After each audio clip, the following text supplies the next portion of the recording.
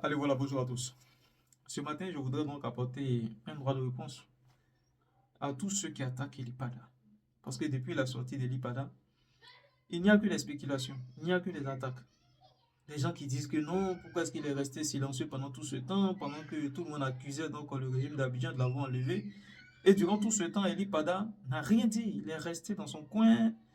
Mais je vais rappeler ici que l'IPADA, en organisant, je vais dire, la préservation de sa vie, en organisant sa fuite, mais il a tenu quand même à prendre une vidéo parce qu'il y avait pas mal de spéculations qui couraient, qui disaient que non, c'était le pouvoir, c'était Témé Birahima qui l'avait enlevé, ceci, cela. Mais malgré qu'il était en train de fuir dans un environnement sombre, noir, il a fait quand même une vidéo pour dire que le gouvernement n'est de loin ni de près impliqué dans ce qui se passe, dans sa fuite, que le gouvernement ne l'avait pas enlevé. C'est pas l'État de la Côte d'Ivoire qui l'a enlevé. Mais nous aussi, on a continué toujours à nous dire non, que c'est l'oppression, on sent qu'il y a quelqu'un qui l'a enlevé, on sent qu'il y a des corps à pied. Bon, lui, il a tenu quand même à éclaircir certaines situations pour nous demander de ne pas nous inquiéter. Donc, l'inquiétude, ça fait partie de la vie des êtres humains. Et en plus, lorsqu'il est resté silencieux pendant plus de 2 ans, bon, c'est normal quand même que les gens s'interrogent, je pose la question, quand on sait le process des encagoulés en Côte d'Ivoire, comment est-ce que les gens débarquent chez les civils pour les enlever? Donc, tout ça mis ensemble, on a toute la légitimité de nous inquiéter en ce qui concerne l'IPADA. Maintenant, après 2 années, l'homme de Dieu sort pour faire des révélations. Pour faire des révélations. Quitte à vous de croire, quitte à vous de ne pas croire. Chacun est libre de sa foi. Et ceux qui veulent croire en la prophétie, ils vont croire en sa prophétie. De toutes les façons, la Bible dit, on ne reconnaît un prophète que par la réalisation de ses prophéties.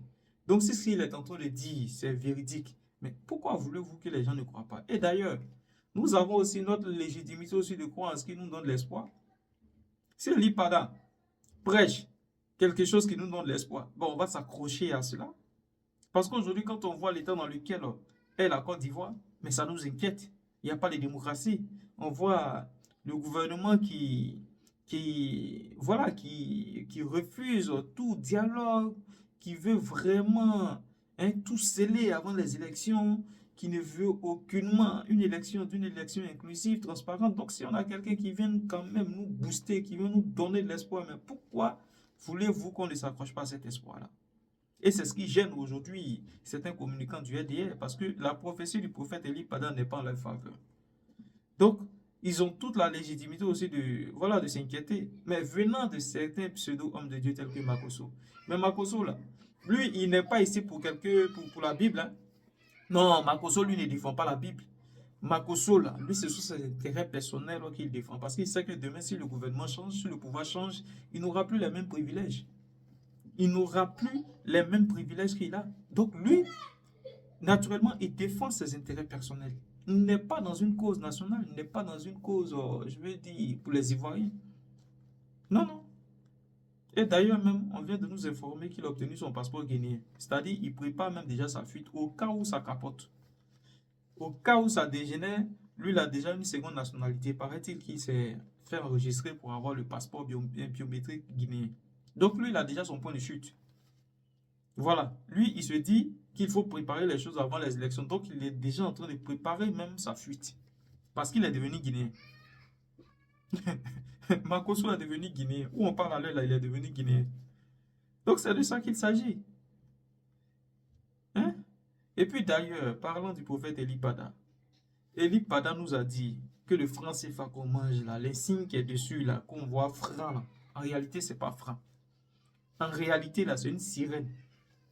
C'est une sirène qui monopolise, qui caporalise toute l'économie des États de la BCAO.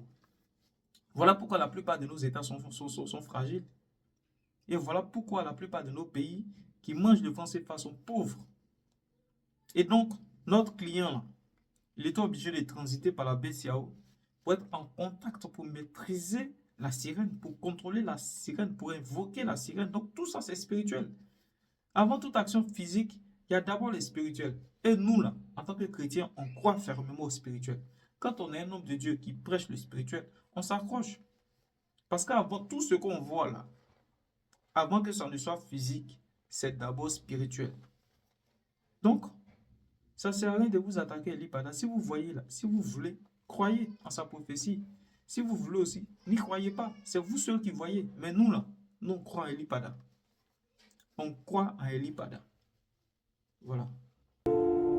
Ce truc-là, à la vérité, c'est un visage de sirène. Et voici sa queue. Voici sa queue. Vous comprenez? Voici sa queue. Voici ses nageoires.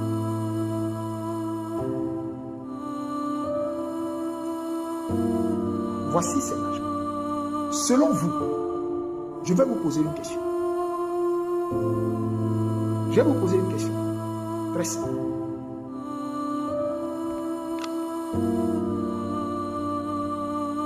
Est-ce que tous les pays qui sont dans la BCA vivent-ils tous de la pêche?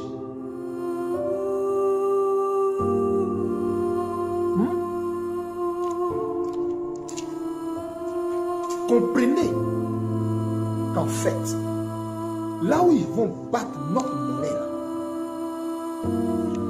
comme c'est des Illuminati, c'est des francs-maçons, ils sont